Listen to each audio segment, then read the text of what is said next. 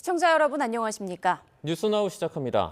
트럼프 행정부가 예고한 철강 알루미늄에 대한 25% 관세가 1시간가량 뒤인 오후 1시부터 시작됩니다. 철강업계는 긴장 속에서 변화를 예의주시하고 있고 이 정부는 한미 실무협의체를 통해 피해 최소화 방안을 모색한다는 방침입니다. 취재기자 연결해서 자세하게 알아봅니다. 황희경 기자, 먼저 이 25% 관세 소식부터 전해주시죠. 네, 전 세계에서 미국으로 가는 철강과 알루미늄 제품은 미국 시간 12일 0시 1분, 그러니까 우리 시간으로는 오늘 오후 1시 1분부터 25% 관세가 더해집니다. 철강과 알루미늄에 더해 이들 금속이 함유된 볼트와 너트, 스프링까지 부품 166 정도 포함됩니다. 166 정도 포함됩니다. 죄송합니다. 범퍼나 차체, 서스펜션 등 자동차 부품이나 항공기 부품, 가전에 들어가는 부품도 대상입니다만 일단 이번에는 빠졌습니다. 미국 정부는 이들 87종에 대해서는 추후에 철강과 알루미늄 함량을 기준으로 관세 부과 여부를 결정하겠다고 밝힌 상태입니다. 미국은 오늘 시작되는 철강 알루미늄 관세에 이어 조만간 우리 수출 주력 품목인 자동차와 반도체, 의약품 등에도 관세를 부과하겠다고 예고했고 또 내달 2일부터는 나라별로 상호 관세도 시작할 예정인데요. 이에 앞서 한미는 실무협의체를 통해 관세 문제를 논의하기로 한 만큼 조만간 정인교 통상교섭본부장이 미국을 찾아 일련의 관세 문제와 관련한 우리 측 입장을 전할 계획입니다. 제미슨 그리어 미국 무역대표부 대표 등과 현재 일정 조율 중인 것으로 알려진 가운데 정부는 한국의 대미 관세, 비관세 문제에 대한 미국 측 오해를 불식시키고 국내 산업 피해를 최소화할 방안을 찾겠다는 방침입니다. 네, 불확실성이 점점 더 커지는 모양새인데요. 우리 기업들 분위기는 어떻습니까? 네, 일단 철강 알루미늄 업계는 관세 조치가 한 달여 전에 예고된 만큼 올 것이 왔다면서도 차분하게 대응하는 모습입니다. 물론 25% 관세가 더해지면서 미국 시장 내에서의 가격 경쟁력에 대한 우려가 커지긴 했습니다만 업계는 그간 정부와 긴밀히 소통하면서 내부적으로 대응 전략을 마련해 왔는데요. 특히 지금까지는 미국 내 수요가 있어도 미국에 수출할 수 있는 총량, 즉 쿼터가 정해져 있어서 판매하지 못하는 경우도 있었지만 이제는 쿼터는 없어지고 모든 국가가 동일하게 25% 관세를 적용받는 만큼 출발선이 동등해졌다는 점에서 기회 요인도 있다고 보고 있습니다. 동남아나 일본 등에서 낮은 가격으로 물량 공세를 나설 가능성도 배제할 수 없지만 우리 철강업계도 시장 상황을 면밀히 분석하면서 고부가 가치 제품 생산을 늘린다든지 미국 내 공장 건설을 검토한다든지 여러 시나리오를 놓고 대응 방안을 논의하고 있습니다. 정부도 업계와의 소통을 강화하고 지원 방안을 고심하고 있는데요. 오늘 오후에는 산업통상자원부 안덕근 장관과 정인교 통상교섭본부장 등이 참석한 가운데 민관합동 대응전략회의가 열립니다. 또 오전에는 중소벤처기업부 오영주 장관과 중기중앙회장 등이 알루미늄 수출 중소기업을 찾아 미국 관세로 인한 애로사항을 청취하는 등 간담회를 열기도 했습니다. 특히 이번 관세 조치에 볼트와 너트 등 파생 상품이 포함되면서 관련 수출 중소기업에는 막대한 영향이 예상되는데요. 정부는 대한상공회의소나 법무법인 등과 협력해 중소기업의 컨설팅을 지원하고 필요할 경우에는 통관 서류 작성도 대행하겠다는 방침입니다. 지금까지 YTN 황희경입니다. 들으신 것처럼 미국이 전 세계 무역 상대국의 철강 알루미늄과 파생 상품에 대한 25% 관세 부과에 돌입했는데요. 트럼프 대통령은 캐나다산 철강과 알루미늄에는 50% 관세를 매기겠다고 발표했다가 번복을 하는 등 또 오락가락 행보를 보이며 혼란을 부추겼습니다. 워싱턴에서 홍상희 특파원입니다.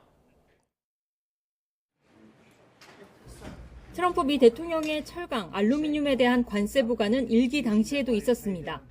다만 철강의 25%, 알루미늄 제품의 10% 관세를 부과했던 일기와 달리 이번엔 둘 다 25%로 관세율을 올렸고 적용 대상도 253개 파생 상품까지 넓혔습니다. 우리나라가 트럼프 1기 때 협상으로 얻어낸 연간 263만 톤의 철강 면제 쿼터도 없어져 당분간 타격이 불가피해졌습니다. 트럼프 2기 출범 이후 전 세계 모든 무역 상대국을 대상으로 한 것으로 본격적인 관세 전쟁의 시작인 셈입니다. Tariffs are having a tremendously positive impact. Tariffs are, they don't want to pay 25% or whatever it may be. It may go up higher, maybe go up higher. 하지만 트럼프 대통령의 관세 정책 혼란은 여전했습니다. 캐나다 온타리오주가 미국에 수출하는 전력에 추가 요금 부과를 요구한 데 대해 트럼프 대통령은 캐나다산 철강과 알루미늄에 25%의 관세를 추가해 50%를 부과하겠다고 발표했습니다. 하지만 오후 들어 온타리오 주지사가 러트닉 미 상무장관과 대화 이후 추가 요금 부과를 중단하겠다고 하자 다시 말을 바꿨습니다. He has called and he said he's not going to do that. Okay, he's not going to do that. Will you make a different decision now about the tariffs on Canada? Will you reduce it? At that, but probably so. Yeah, You're looking he was at a it. gentleman. Will you reduce it? 트럼프 대통령과 백악관은 증시 하락 등 지금의 상황은 미국 경제의 황금기로 가기 위한 과도기일 뿐이라고 강조하고 있습니다.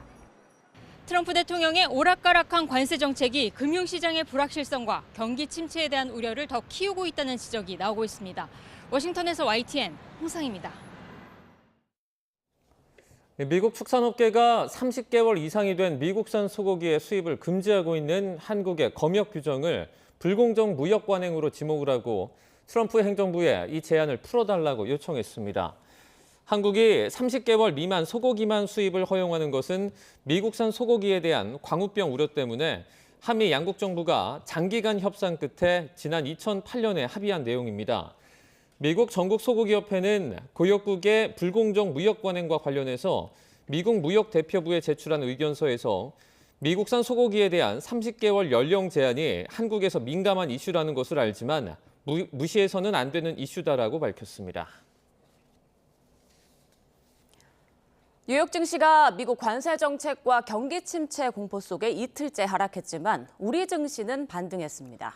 코스피와 코스닥 지수 모두 1.5%가량 상승 중이고 원달러 환율도 소폭 하락세입니다. 취재 기자 연결해서 자세히 알아보겠습니다. 류완홍 기자, 우리 증시 반등 이유는 이 저가 매수세 유입이라고 보면 될까요? 네, 그렇습니다. 코스피 시장에서 외국인과 개인이 순매수에 나서며 지수 상승폭이 커지고 있습니다. 외국인과 기관은 장 초반 순매도를 하다 순매수로 전환했습니다. 코스닥 시장에선 개인에 이어 기관도 순매수에 가담했습니다. 코스피는 0.59% 오른 2552.60으로 코스닥 지수는 0.43% 오른 724.58로 개장을 했습니다. 현재는 코스피와 코스닥 지수 모두 1.5%가량 상승 가도를 달리고 있습니다. 뉴욕 증시가 이틀째 하락하면서 우리 증시도 하락 출발이 예상됐었습니다. 그러나 장 초반부터 개인이 순매수에 나서며 예상과 달리 상승 출발했습니다. 삼성전자와 SK하이닉스, 현대차 등 시가총액 상위 종목 대부분 상승 중입니다.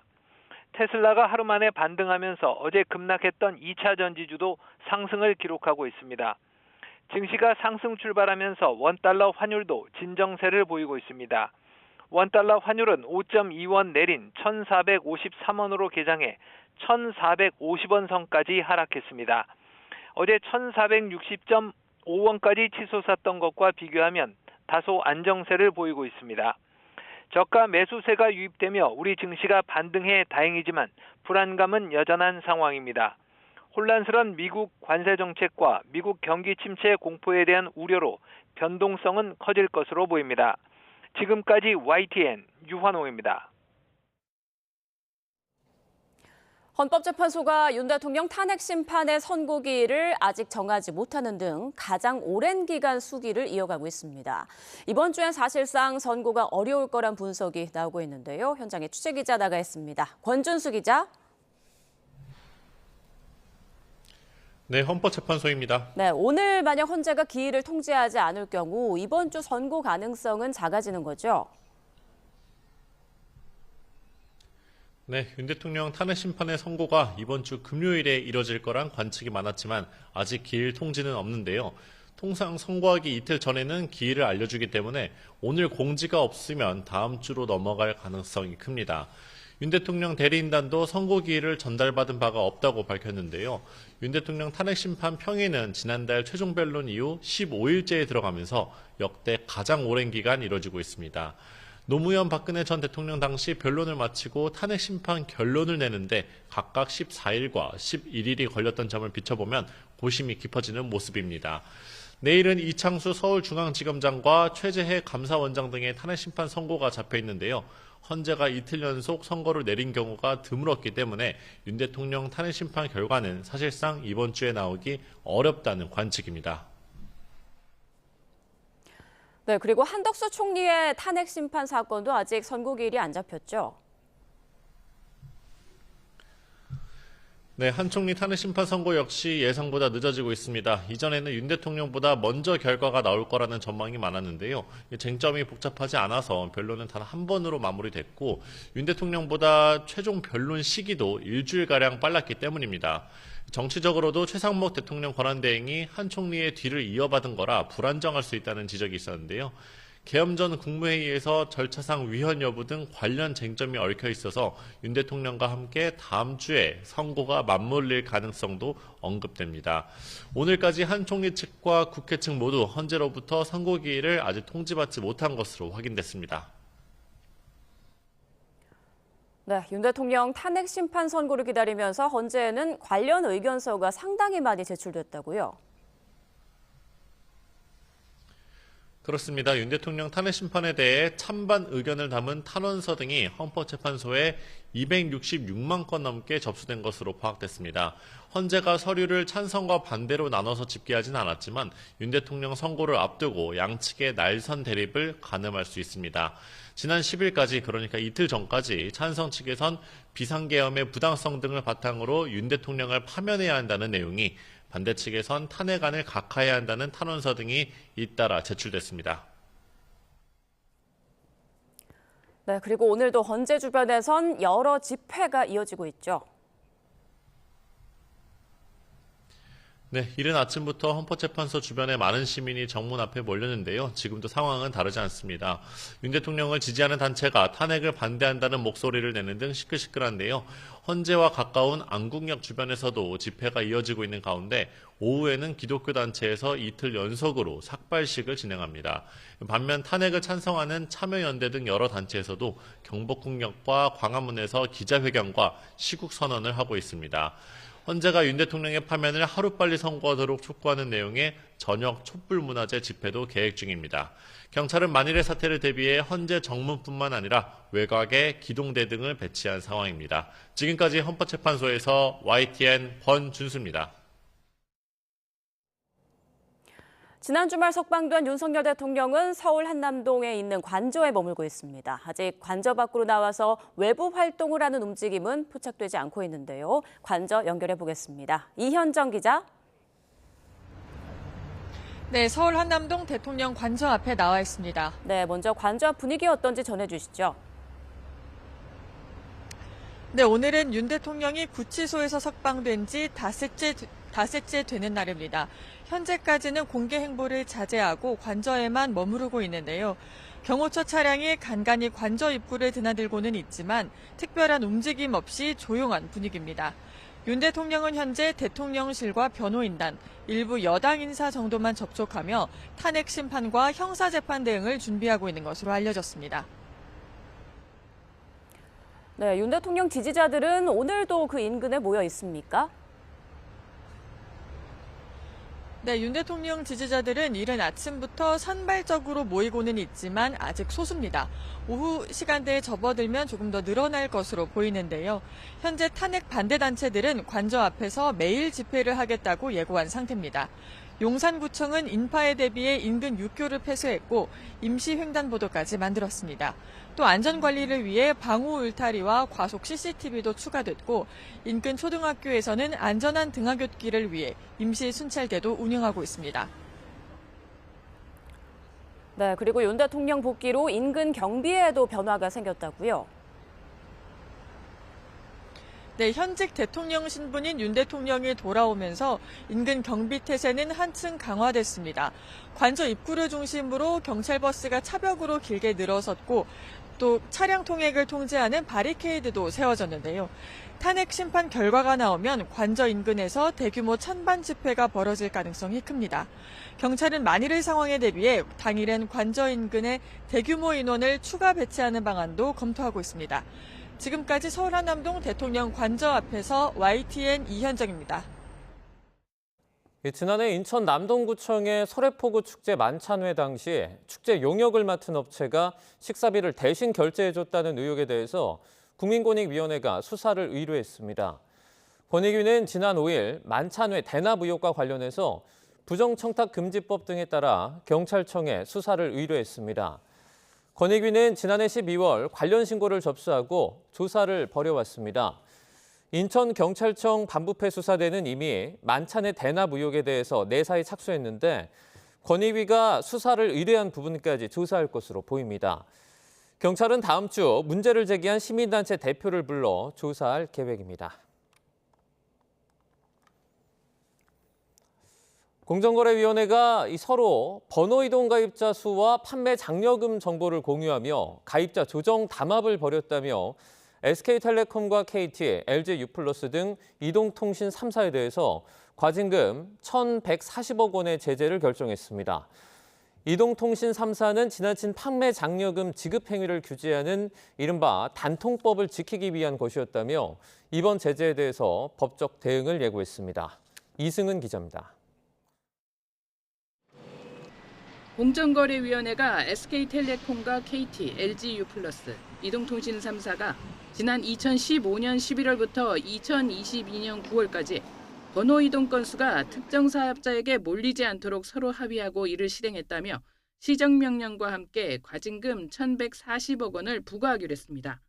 공정위는 이동통신 3사가 지난 2014년 12월 지나친 판매 장려금과 관련해 방송통신위원회의 제재를 받은 뒤 법 준수를 위해 한국정보통신진흥협회와 함께 시장 상황반을 운영했는데 이 상황반에서 담합이 이뤄졌다고 설명했습니다. 서로 번호이동 가입자 상황과 판매 장려금 정보를 공유하며 가입자 순중이 특정 사업자에게 쏠리면 이 사업자가 스스로 장려금을 낮추거나 다른 이통사가 장려금을 올리는 등의 방식으로 번호이동 건수를 조정했다고 공정위는 밝혔습니다. 사실상 포화 상태인 시장에서 특정 사업자가 가입자 유치를 위해 지원금이나 장려금을 올리면 다른 사업자도 따라하게 돼 결국 모두 가입자는 늘리지 못하고 비용만 느는 결과가 초래될 상황이어서 서로 경쟁을 자제하기로 합의할 이유가 있었다고 공정위는 설명했습니다. 가입자 유치 경쟁이 제한된 결과 이동통신 3사의 하루 평균 번호 이동 순 증감 건수는 2014년 3천여 건에서 2016년 200건 이내로 줄어들었고 하루 평균 번호 이동 건수 역시 2014년 2만 8천여 건에서 2016년 1만 5천여 건으로 45.7% 감소했다고 공정위는 밝혔습니다. 공정위는 7년간의 담합을 적발한 이번 사건으로 경쟁이 활성화돼서 가계 통신비 부담이 완화되는 효과가 있을 것으로 기대했습니다.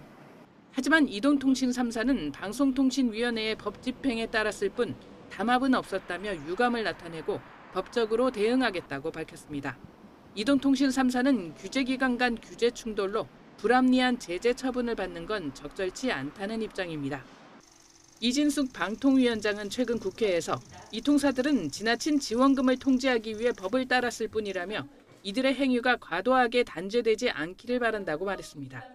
YTN 이승은입니다. 은행권 가계대출이 다시 오름세로 돌아섰습니다. 한국은행은 지난달 은행권 가계대출 잔액이 1,143조 7천억 원으로 직전 달보다 3조 3천억 원이 늘었다고 밝혔습니다. 주택담보대출이 3조 5천억 원이나 급증하면서 전체 가계대출 반등을 이끌었습니다. 1월 1조 7천억 원에 그쳤던 오름폭과 비교를 하면 2배가 넘게 늘었는데 은행권 대출 취급 재개와 이사철 자금 주요 영향이 수요의 영향이 컸던 것으로 분석됩니다. 정부가 받지도 않은 재산에 과도한 세금을 물린다는 지적을 받아온 상속세를 각자 받은 만큼 내는 방식으로 전면 개편하기로 했습니다. 현재 상속재산 20억 원을 배우자와 자녀 2명이 상속을 하면 1억 3천만 원의 상속세금을 내던 것이 유산 취득세로 바뀌면 한 푼도 내지 않게 됩니다. 보도에 오인석 기자입니다. 정부는 지난 50년간 사망자의 전체 유산을 기준으로 과세하는 현행 유산세 방식이 물가와 아파트 가격 상승 등 경제 현실을 반영하지 못하고 중산층에도 큰 부담이 되고 있다며 낡은 상속세 체계를 전면 개편하기로 했습니다. 납세자가 승계한 자산에 대해서만 세금을 부담하는 유산취득세로의 개편 방안을 3월 중 발표하고 법 개정을 위한 공론화 절차를 진행하겠습니다. 유산취득세는 상속인들이 취득한 각각의 상속재산별로 세금을 부과해 세 부담의 형평성이 개선된다고 정부는 설명했습니다. 상속재산 15억 원을 자녀 3명에게 물려줄 경우 현행 유산세는 상속세 기준이 15억 원으로 자녀 1명당 8천만 원의 세금이 부과되는 반면 유산취득세는 5억 원이 상속세 기준이 돼 세금을 한 푼도 내지 않게 됩니다. 유산취득세는 기존의 기초공제와 일괄공제를 인적공제로 흡수해 자녀 1인당 기본공제 5억 원이 적용됩니다. 상속재산 20억 원을 배우자와 자녀 2명에게 상속하면 현행 유산세는 상속세가 1억 3천만 원이지만 유산취득세는 자녀공제가 각 5억 원이 적용돼 세금이 한 푼도 부과되지 않습니다. 인적공제는 자녀공제에 대해서는 5억 원을 기본적으로 이제 공제를 해드리려고 그러고요. 이렇게 바꿈으로써 이제 다자녀 가구에 좀 더 많은 혜택이 돌아가고 그리고 또 각종 추가 공제가 제대로 작동이 되는 그런 효과가 있을 거라고 생각합니다. 5억 원이 적용되는 배우자 공제는 법정 상속분을 초과해도 10억 원까지 공제를 받도록 바뀝니다. 재작년 8조 5천억 원이 거쳤던 상속세를 유산취득세로 바꾸면 2조 원의 감세 효과가 있을 것으로 정부는 전망했습니다. OECD 국가 중 유산세를 시행하고 있는 국가는 우리나라를 포함해 미국과 영국, 덴마크 등 4개국에 불과합니다. 정부는 5월 중 유산취득세 법률안을 국회에 제출하고 2028년부터 시행할 예정이라고 밝혔습니다. 유산취득세 전환 시 발생할 수 있는 조세 회피를 방지하기 위해 위장 분할과 우회 상속 등에 대한 대응 방안도 마련하기로 했습니다. YTN 오인성입니다. 대전에 있는 초등학교에서 고 김하늘 양을 흉기로 살해한 혐의를 받는 40대 교사의 신상 정보가 공개됐습니다. 자세한 내용 취재기자 연결해서 알아보겠습니다. 김기수 기자, 초등학생 살해한 혐의를 받는 교사에 대한 신상 공개 이루어졌다고요? 네, 대전경찰청은 오늘 오전 9시 누리집 공지사항에 고 김하늘 양을 살해한 40대 교사의 얼굴과 성명, 나이 등 신상 정보를 공개했습니다. 48살 여성 이름은 명재완입니다. 경찰은 신상 정보 공개에 앞서 명 씨의 신병과 사건 기록을 검찰에 넘겼습니다. 검찰에 송치되는 과정에서 명 씨는 왜 하늘 양을 살해했는지 등을 묻는 취재진의 질문에 아무런 답변을 하지 않았습니다. 왜 죽였나요? 피해자한테 하실 말씀 없으신가요? 신상 공개됐는데 하실 말씀 없으세요? 앞서 경찰은 어제 오후 신상정보공개심의위원회를 열고 범죄의 잔인성과 피해의 중대성, 범죄에 대한 충분한 증거 등을 고려해 신상정보 공개를 결정했습니다. 공개 결정 이후 명 씨가 이의가 없다는 의사를 표시하면서 유예기간을 두지 않고 다음 날 바로 공개했습니다. 네, 지금까지 진행이 된 경찰의 수사 내용도 정리를 해주시죠. 네, 경찰은 조금 전인 오전 10시 반에 이번 사건에 대한 기자 설명회를 진행했습니다. 이 자리에서 경찰은 명 씨가 가정생활이나 학교에서 여러 가지 불화가 있었고 자기 스스로에 대한 불만도 있었다고 설명했습니다.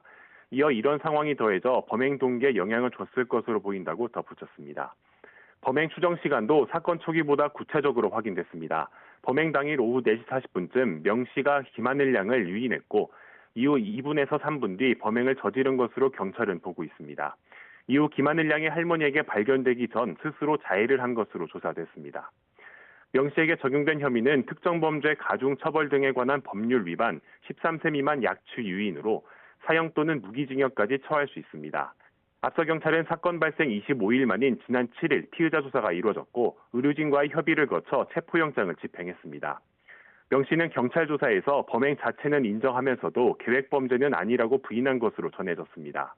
명 씨에 대한 조사에선 범죄심리 분석사가 투입돼 구체적인 범죄 사실을 확인하는 데 집중했습니다.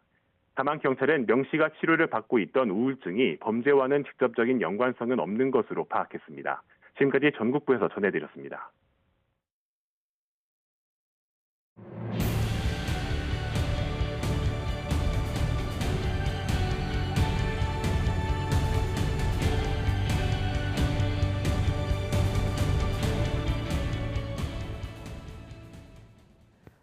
네, 미국과 우리나라 연구진이 공동 개발한 차세대 우주망원경 스피어-X가 잠시 뒤 우주로 출발합니다. 현장 화면 함께 보시죠.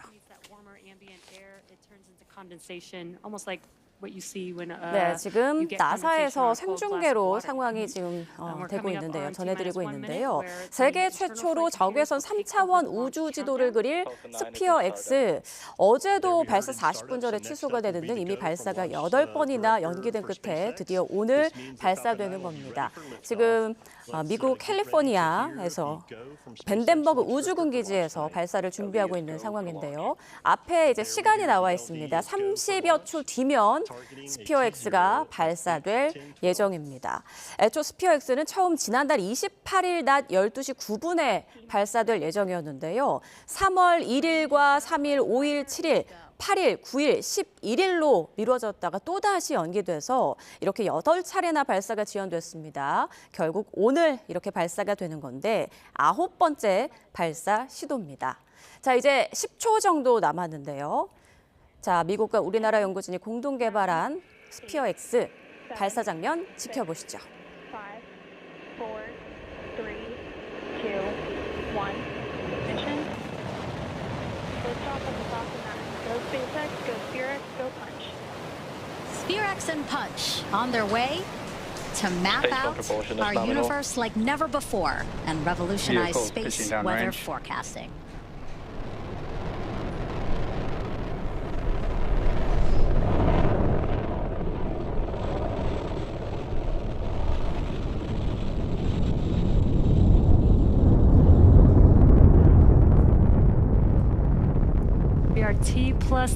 네, 우주망원경 스피어-X 우주로 출발했습니다. 미국 캘리포니아주 밴덴버그 우주군 기지에서 우주로 출발을 했는데요.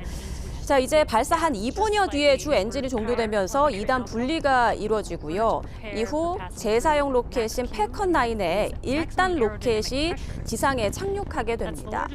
자, 앞으로 한 2분여 뒤에 이게 정상적으로 2단 분리가 이루어질지, 그리고 패컨9의 1단 로켓이 지상에 착륙하는 데 성공할지까지 좀 지켜봐야 할 것으로 보입니다. 그리고 발사 후 한 42분이 지나면, 그러니까 우리 시각으로 낮 12시 한 52분 정도가 되면 발사체와 우주망원경 스피어-X가 분리된 뒤에 다시 남극의 트롤 지상국과 첫 교신을 하게 되는데요. 이 과정에서도 교신 결과가 이제 또 추후에 공개될 예정인데 정상적으로 교신까지 성공할지 지켜봐야 하는 부분입니다.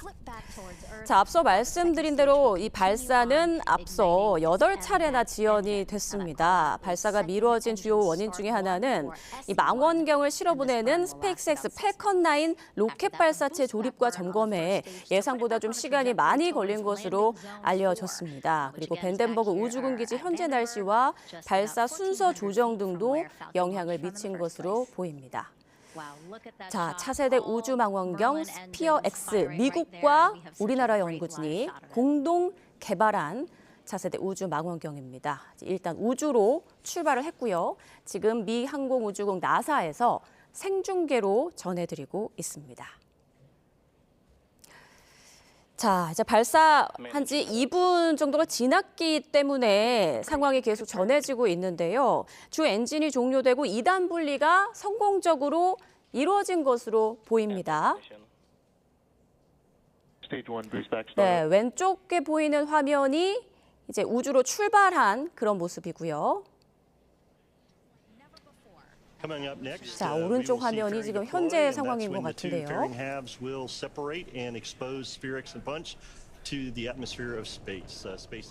네.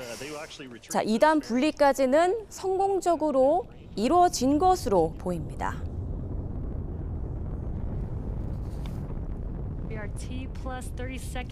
자, 8차례나 발사가 지연됐다고 오늘 9번째 발사 시도를 했는데 일단 첫 번째 단계인 주 엔진이 종료되고 2단 분리, 이 부분은 성공적으로 이루어진 것으로 보입니다. 이후 이 재사용 로켓인 패컨9의 1단 로켓이 지상에 착륙하는 데 성공할지까지 좀 지켜봐야겠습니다. 네, 스피어-X가 어떤 기능을 할지도 좀 전해드려야겠죠. 스피어-X는 지상에서 관측이 어려운 적외선을 볼 수 있는 우주 망원경입니다. 한국천문연구원과 나사 등 12개 기관이 공동 개발했고요. 전체 하늘을 102가지 색으로 관측해서 약 10억 개의 천체들에 대한 물리적인 정보를 얻어 세계 최초의 적외선 3차원 우주 지도를 제작하게 됩니다. 2년 반 동안 지구를 돌면서 총 4번에 걸쳐서 우주 지도를 작성하게 되는 겁니다. 네, 앞서 과정들 다시 한번 좀 정리를 해드릴까요? 자, 이륙 후 한 2분여가 지나면 주 엔진이 종료되고 2단 분리, 2단 엔진 점화가 차례로 일어나는데 이 부분까지는 지금 성공을 한 것으로 보입니다. 그다음 재사용 가능한 그 팰컨 9 1단 로켓은 자동 복귀 절차를 시작해서 착륙을 해야 하는데 착륙이 성공적으로 이루어질지는 좀 더 지켜봐야 하겠습니다. 그리고 이륙 후 3분 5초가 지나면 페어링이 2개 반쪽으로 분리가 되는데요. 지금 3분이 훨씬 좀 지났기 때문에 이 부분도 곧 확인이 될 것으로 보입니다. 자, 앞으로 남극의 트롤 지상국을 통해서 첫 교신이 이루어질 예상인데요.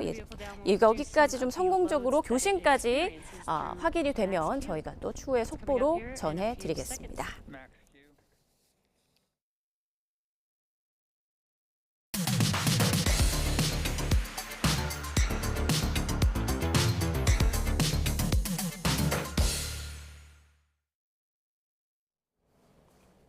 각이 살아있는 정치평론 시사정각 시작합니다. 오늘도 각이서는 두 분 모셨습니다. 전주혜 전 국민의힘 의원, 전용기 더불어민주당 의원 나오셨습니다. 안녕하십니까? 반갑습니다. 안녕하세요. 자, 오늘 오전 국회 법사위 긴급 현안 질의가 열렸습니다. 최근 윤 대통령 석방과 관련해서 검찰의 즉시 항고 포기와 관련한 내용이 이제 주가 될 것으로 보이는데요. 일단 심우정 검찰총장은 출석하지 않았다고 하죠? 네, 원래 검찰총장은 제가 국회 21대 국회에서 4년 동안 법사위에 있었는데요. 예. 국감 때 외에는 출석하지 않습니다. 네. 왜냐하면 피감기관이 법무부이고 그래서 법무부를 대표하는 법무부 장관이 법사위 출석하는 것이 그것이 원칙이기 때문에 특별한 경우 외에는 출석하지 않죠. 그래서 오늘 갑작스럽게 또 출석 요구를 받은 데다가 네. 또 그동안 출석하지 않은 것이 관례였기 때문에 지금 심우정 검찰총장과 그리고 박세현 또 본부장이 출석하지 않은 것으로 생각이 되고요. 아마 네. 오늘은 출석이 이루어지지 않고 아마 며칠 후에 다시 출석 요구를 한다고 해도 응하지 않을 저는 가능성이 굉장히 크다고 봅니다. 네, 지금 민주당은 검찰의 그 항고 포기가 의도된 행동이라 보고 심 총장을 직권남용으로 고발까지 하지 않았습니까? 그런데 이 심 총장 탄핵과 관련해서는 민주당 내에서 좀 의견이 갈리는 것 같아요. 분위기 어떻습니까? 그렇습니다. 심각한 법률적 위반이 있느냐 없느냐에 대해서 조금 더 봐야 될 부분들이 있다라는 것이고요. 즉각적인 탄핵 절차만이 이 사람의 책임을 물을 수 있느냐 이런 부분에서도 굉장히 의견이 분분한 상황입니다. 네. 기본적으로 심 총장이 지금 특별한 상황에 놓여 있는 건 맞습니다. 왜냐하면 기본적으로 윤석열 대통령에 대한 석방을 직접 지휘했다고 봐도 과언이 아니기 때문에 특별한 사유로 봤던 것이고 법사위에서 국민들께 이 석방의 사유에 대해서 상세하게 설명하라는 측면에서 저희가 요구를 한 것이거든요. 네. 그러나 심 총장은 결국에는 오지 않았습니다. 그래서 국민들께 설명하는 것을 포기했다고 보고 있는데 기본적으로 항고를 포기한 부분에 대해서 그러니까 법원의 판결 이후에 검찰에서 할 수 있는 역할들이 충분했음에도 불구하고 즉시 항고를 하지 않았고 석방 지휘를 했던 것에 대한 책임은 지금 당장의 탄핵이 아닐지라도 직권남용에 대한 고발 혹은 이후에 여러한 사안들로 인해서 책임을 명확하게 물을 것이다 라고 하는 것은 변하지 않습니다. 자, 오늘 아침 추미애 의원은요, 애당초 검찰이 윤 대통령을 석방할 결심이었다면서 지난 12월 4일, 그러니까 계엄 다음 날에 있었던 삼청동 안가 모임을 주목했습니다. 어떤 내용인지 들어보시죠. 이 12월 3일 계엄 바로 다음 날이죠. 계엄 실패가 되니까 그 실패한 다음 날 안가에서 박성재 법무부 장관, 김주현 민정수석, 이완규 법제처장, 이상민 행안부 장관이 네네. 이렇게 모임을 가졌어요. 모임 장소도 예. 안가였기 때문에 예. 특히 이완규는 윤석열 검찰총장 징계 시부터 그렇죠. 4년 전부터 윤석열의 변호인으로 활동했고요. 김주현 민정수석은 심우정 검찰총장의 직속 선배이기도 합니다. 예.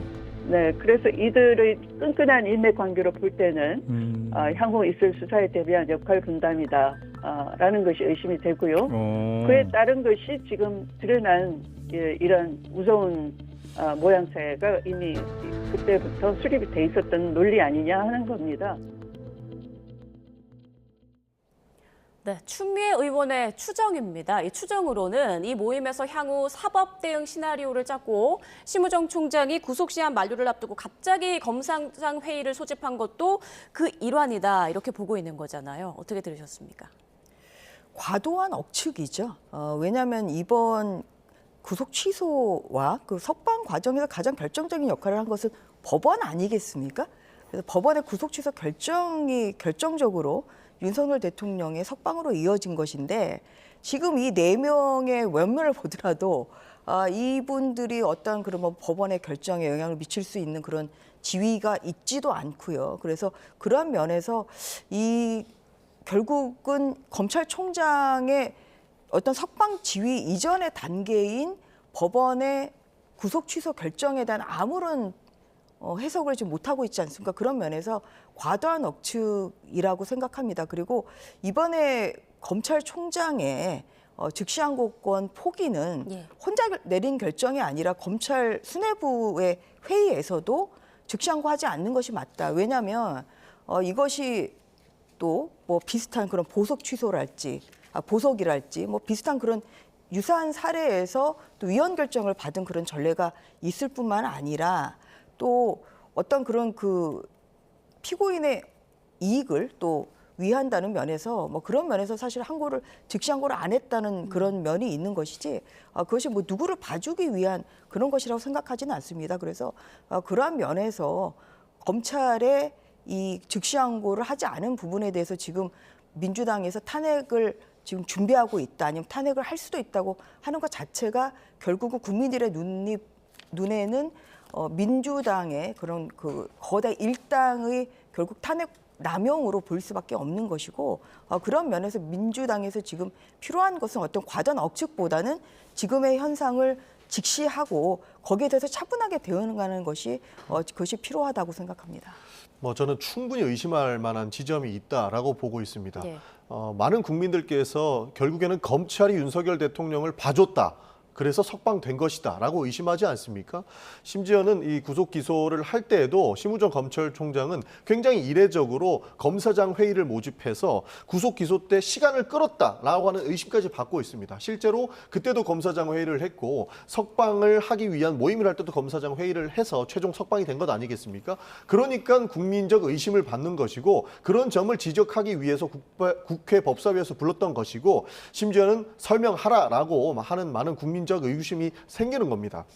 사실 12.3 계엄 다음 날 이렇게 윤석열 정부에서 최고 법적 권위자들 아니겠습니까? 뭐 법제처장부터 시작해서 법무부 장관들 저 사람들 한 명 한 명이 대한민국에서 법적인 지위로 따지면은 누가 뭐라고 해도 최고자라고 얘기할 수 있을 겁니다. 근데 그 사람들이 모두 모여서 이 계엄 다음 사항을 모의했다는 것만 봐도 충분히 의심할 수 있는 지점인데 여기에 더불어서 윤석열 대통령이 내란 우두머리 혐의를 받고도 석방이 됐습니다. 어떻게 의심하지 않을 수가 있겠습니까? 그리고 법적 최고 지도자들이 저렇게 계엄 후에 안가에 모여서 어떠한 이야기를 했느냐에 대한 질문에 단 한 명도 똑바른 대답을 하지 않았습니다. 그런 측면에서 여러 사안들을 고려해 봤을 때 충분히 의심할 만한 지점이고 결과가 윤석열 대통령의 석방으로 증명되었기 때문에 저희는 이러한 내용에 대해서 진실을 밝혀야 된다라고 주장을 하는 것입니다. 지금 민주당의 논리대로라고 하면 지금 작년 12월 4일에 무슨 일이 있었냐. 작년 12월 4일 00시 좀 지나자마자 그 박선원 지금 의원과 그리고 홍장원 전 차장이 문자를 주고받지 않았습니까? 그리고 또 며칠 후에는 곽종근 전 특정사령관하고 그리고 또 김병주 의원들이 만났어요. 그래서 또 유튜브에도 출연을 하고 이러한 것이 결국은 오염이 됐다고 지금 주장을 그렇게 보일 수 있는 구석이 있는 것인데 민주당의 지금 이런 그 태도 특히나 관련도 없는 4명이 모이는 걸 가지고 무슨 그때부터 검찰에 봐주기를 한 거 아니냐 이렇게 과도한 억측을 하는 것은 스스로 보이는 그런 홍장원, 박선원 문자 메시지 그리고 김병주 그리고 곽정근의 어떤 내용이 있었는에 대해서 민주당이 아무런 이야기를 지금 내놓지 않고 있습니다. 그래서 이런 것이야말로 저는 내로남불적인 태도라고 생각을 하고 있고요. 결국은 법원이 구속 취소 결정을 내린 그 부분에 대해서 민주당은 어떻게 생각하는지 저는 묻고 싶습니다. 왜냐하면 법원에 대해서는 아무런 지금 비판을 못하고 있거든요.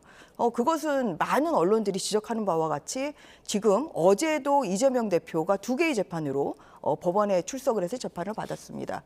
그리고 3월 26일에 또 굉장히 중요한 공직선거법 위반 사건에 항소심 재판 선고만 남겨 있는 상황입니다. 그래서 예전에 그런 민주당 같으면은 굉장히 그 법원을 질타를 했겠죠. 그리고 오늘 보니까 법사위에도 법원 행정처장이 오셨어요. 그러면 법원 행정처장 상대로 이러한 것이 어떻게 구속 취소 사유가 되느냐, 굉장히 강하게 항의를 해야 되는데 그런 태도는 보이지 않고 있습니다. 그리고 오히려 검찰총장을 나와야 된다. 그리고 검찰총장을 지금 탄핵해야 되는 거 아니냐. 이러한 지금 비판의 소리는 오히려 지금 민주당에서는 검찰을 향해서만 하고 있기 때문에 그러한 태도를 볼 때 이것은 문제를 삼아야 할 법원에는 화를 못 내고 오히려 검찰에만 좀 화를 내는 그런 성격으로 좀 보이는 것이고요. 그런 면에서 민주당이 저는 궁금한 것은 구속 취소 결정에 대해서는 받아들이는 것인지 아니면 이제 이것이 온당하다고 보는 것이지 아니면 문제가 있다고 보는 것이지. 서정기 의원 그리고 문제가 답변해 있다고 주실까요? 하면 왜 법원에 문제 지적을 하지 않는 것인지 저는 그런 부분이 의심스럽습니다. 법원의 판단이 굉장히 유감스럽고 문제 지적을 할 수 있습니다. 그리고 법원에서 내놓은 그런 답변에 대해서 민주당도 문제 지적을 했습니다. 그러나 그 해당 판사가 이야기했을 때는 상급심의 판단이 필요하기 때문에 그 부분도 감안을 해야 된다라고 하는 답변을 우리가 명확하게 보지 않았습니까? 그런 판단을 위해서 사실 검찰의 즉시 항고권이 존재했던 것인데 검찰은 즉시 항고권을 포기했습니다. 그리고 지금 나온 사실들이 뭐냐면 과거에 있었던 구속 취소의 즉시 항고권은 지금까지 해왔던 것 아닙니까? 검찰에서 이야기하는 것들은 위헌 논란이 있다라는 말투로 넘어가려고 하는데 검찰은 윤석열 대통령의 석방을 위했다라고 의심을 받을 수 있는 내용이 이렇게 즉시 항고를 하지 않았던 내용이기 때문이지 법원의 상급심을 받아봤다면 저희는 구속 취소가 되지 않았을 것이라고 보고 있습니다. 그렇기 때문에 법원의 이런 판단에 대해서는 존중해야 될 부분과 비판해야 될 부분은 정확하게 나눠져 있다는 말씀을 좀 드리고 싶은 것이고요. 좀 전에 민주당이 홍장원 등과 가장 먼저 만났다라고 이렇게 말씀을 해주시면서 홍장원 등에 대한 직원을 탄핵하려고 하는 시도들은 사실 헌법재판소나 이런 앞으로 열릴 법원에서도 지속적으로 나올 거긴 한데 지금 이 계엄 상황과 내란 상황은 그렇게 몇 명의 직원으로 탄핵될 수 있는 수준이 아니라고 저는 생각을 합니다. 그 이유는 12.3 때 전 국민이 생중계로 윤석열 대통령이 지휘하는 모습들을 봤습니다. 그리고 군인이 국회에 침탈하는 모습을 봤고 저희 국회의원들도 목숨을 걸고 그 자리에 앉아 있었고 반드시 계엄을 해제하고자 했습니다. 그렇게 법률적으로 권위가 있는 기관에 계엄군이 쳐들어와서 그 법률적 지위를 뺏으려고 했던 부분들은 내란 행위로 충분히 볼 수 있기 때문에 다른 몇몇의 증언을 기각한다고 탄핵한다고 해서 이 윤석열 대통령에 대한 내란 우두머리 혐의가 벗어지지는 않는다는 말씀을 드리고 싶은 겁니다. 지금 국회 법사위 현안 질의에서도 이 같은 내용의 이야기들이 나오고 또 공방이 벌어질 것 같은데요. 관련해서 소식 들어오면 또 저희가 전해드리도록 하고요. 자, 윤 대통령의 석방 이후 헌재 탄핵 심판 결론이 언제 날지도 초미의 관심사입니다. 관련해서 오늘 아침 여야 정치권에서 어떤 이야기가 나왔는지 듣고 오시죠. 세상이 참 혼란스럽습니다. 국민의힘이 윤 대통령이 구치소에서 풀려나자마자 관저를 방문해서 내란 세력과 한몸임을 자인하더니 이번에는 헌법재판소 판결을 앞두고 릴레이 겁박 시위를 이어가겠다고 합니다. 헌법을 수호해야 될 집권당이 헌법 파괴 중범죄자를 적극 옹호하고 또 동조하고 있습니다. 헌법재판소를 비난하며 위협하려는 그 어떤 행위도 정당화될 수 없습니다. 이 또한 헌법기관에 대한 침탈이고 내란 행위입니다. 우리 또 당 지도부도 그 대신 빨리 처리를 하되 이 법률적으로 좀 현명한 판단을 내려야 된다. 일방적인 이런 상황보다는 정치적으로 휘둘리지 말고 판단 자체를 좀 명확히 법률에 의해서 좀 처리를 해달라 하는 의견이죠. 기각이나 한번 인용이 안 될 경우를 우리 또 대비도 하고 예. 또 그런 측면에서 이게 보는 거죠. 왜 그러냐면은 지금 현재 그 여러 가지 헌재에서 일련의 지금 과정을 우리가 쭉 지켜봤기 때문에 좀 국민이 납득하지 못할 부분들이 의외로 많았잖아요. 유 대통령 탄핵 심판 선고가 늦어질 것이라는 전망이 여기저기에서 나오면서 이재명 대표 속이 많이 타들어가고 있을 것 같은데요. 네. 아무래도 민주당에서 이제 어제 몇 명의 의원들이 또 단식도 시작하셨고 맞습니다. 또 삭발도 하시고 이렇고 매일 또 광화문에서 집회도 하고 이런 것을 보면 민주당으로서도 이 윤석열 대통령에 대한 구속 취소는 전혀 예상하지 못한 그런 악재였던 것 같습니다. 이제 그리고 또 그런 와중에 또 3월 26일이 좀 다가오고 있는데 윤석열 대통령에 대한 이 탄핵 심판 선고가 아직 지정이 안 된 상태이기 때문에 굉장히 민주당으로서는 좀 답답한 또 당황하는 듯한 좀 그런 모습이 아닌가 싶습니다.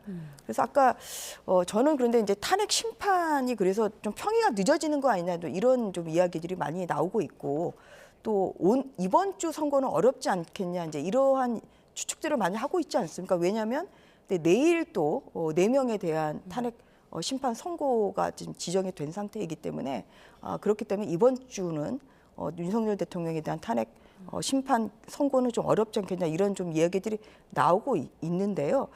앞서 이제 그 전용기 의원님이 말씀하신 대로 어떤 그런 구속 취소가 됐다고 해서 혐의가 벗어나는 건 아니죠. 근데 그런 차원에서 저는 민주당이 윤석열 대통령에 대한 탄핵 심판에 딱 2가지 사유였습니다. 탄핵 사유는 첫 번째가 비상계엄의 위헌 위법성이고요. 2번째는 내란죄의 우두머리 이렇게 써 있어요. 그래서 아까도 내란죄가 없어지는 거 아니다 이제 이렇게 민주당에서도 얘기하시고 전 의원님도 얘기하시는데 그런데 이 2가지 탄핵 사유에 대해서 저는 꼭 헌법재판소가 꼭 맞다 아니다를 판단을 해줘야 된다고 봅니다. 그런데 민주당은 1번, 2번 중에서 2번을 빼고 내란죄 부분은 빼고 그냥 1번만 판단해달라고 좀 이렇게 태도를 바꿨거든요. 그럼 이러한 것이 20년 이상 법조인으로 살아온 저로서는 사실 이해가 안 되는 부분이고요. 그래서 앞서 헌법재판소가 평의를 계속하고 있다 이런 추측이 좀 나오고 있습니다만 이 헌법재판소가 담을 결정에는 비상계엄의 위헌 위법성 그리고 그것이 어느 정도 파면에 이를지 이런 부분에 대한 판단뿐만 아니라 그날 있었던 여러 가지 행위가 내란죄까지 해당을 하는지 다시 말하면 국헌문란 목적이 있었는지까지 저는 판단을 했을 때 그랬을 때 헌법재판소의 결정이 국민들로부터 존중을 받을 거라고 생각합니다. 자, 탄핵 심판 선고 얘기 좀 더 나눠보기 전에 이 내용 좀 짚고 가겠습니다. 오늘 민주당에서 밝힌 내용인데요. 이재명 대표에 대한 암살 계획과 관련해서 구체적인 제보를 접수했다 이렇게 밝혔거든요. 좀 내용 전해주시죠. 실제로 신뢰할 수 있는 정보기관이나 그러니까 정보기관 출신에 의해서 실제로 이재명 대표에 대한 암살 계획이 있다. 그리고 구체적인 내용들까지 이렇게 공개가 되고 있는 상황이거든요. 그렇기 때문에 저희는 즉시 경찰에다가 신변보호 요청을 해놓은 상태입니다. 이게 일각에서는 또 음모론에 빠진 거 아니냐 이렇게 말씀을 해주시는 분도 계십니다. 그런 비판이 있지만 저희는 굉장히 또 보수적으로 접근을 해야 되는 부분이고 안전 부분은 누가 뭐라 해도 강력하게 챙겨야 되는 부분이 아니겠습니까? 그런 측면에서 보고 있다라는 말씀을 드리겠습니다. 사실 그런 음모론에 대해서도 말씀드리지 않을 수 없는 부분은 많습니다. 처음에 계엄이 있을 것이다 라고 했던 부분에 대해서 민주당한테 제정신 아니라고 그랬습니다. 음모론에 빠졌다라고 이야기를 했습니다. 그러나 12.3 계엄을 전 국민이 보게가 됐던 것이죠. 그리고 지금은 무슨 상황이 일어나도 이상하지 않을 상황까지 와버렸습니다. 국가 시스템이 굉장히 망가졌다라고 보고 있는데 저는 그게 119 법원 폭동 그 소요 사태에서 비롯됐다고 보고 있습니다. 그래서 대한민국의 시스템이 다시 한번 자리 잡기 전까지는 이런 안전 문제에 대해서는 강력하게 저희가 대응을 해야 된다고 보고 있는 것이고 최근에 지금은 많이 잊혀졌지만 이재명 대표의 이재명 대표 목에 칼을 찌른 살인미수범도 나오는 그런 상황 아니겠습니까? 그래서 지금 굉장히 뭐 여야도 그렇고 국민들도 많이 갈라져 있는 상황이고 그것이 결국에는 폭력으로 번질 수 있는 상황이기 때문에 안전과 관련된 내용들은 이런 구체적 제보로 인한 것이면 더욱 세심하게 챙길 필요가 있고 경호를 강화해야 된다는 입장입니다. 네. 자, 헌재가 내일 최재 감사원장과 이제 검사 3명에 대한 탄핵 선고를 내릴 예정이죠. 그런데 당초 이제 헌재는 대통령 탄핵 심판을 최우선으로 심리하겠다 이렇게 밝혔는데 좀 계획이 바뀐 것 같아요. 이유는 뭐라고 보세요? 그래서 굉장히 많은 좀 혼란을 가지고 오는 상황 아닌가 싶습니다. 말씀하신 대로 최우선적으로 하겠다고 하면 윤석열 대통령에 대한 탄핵 심판에 대한 결과가 이번 주에 나와야 되는데 이제 오히려 그 사건에 대해서는 지금 나오진 않고 감사원장과 좀 3명의 검사들에 대한 탄핵 선고를 지금 내일 하겠다는 것을 보면 정확히 알 수는 없죠. 뭐 평의 과정에 보안 유지도 하고 있고 굉장히 또 신경을 쓰고 있기 때문에 알 수는 없습니다만 저는 개인적으로는 지난주 금요일에 있었던 구속 취소 결정 그리고 토요일에 윤석열 대통령의 석방 좀 이것이 저는 좀 영향을 미친 거 아닌가 싶습니다.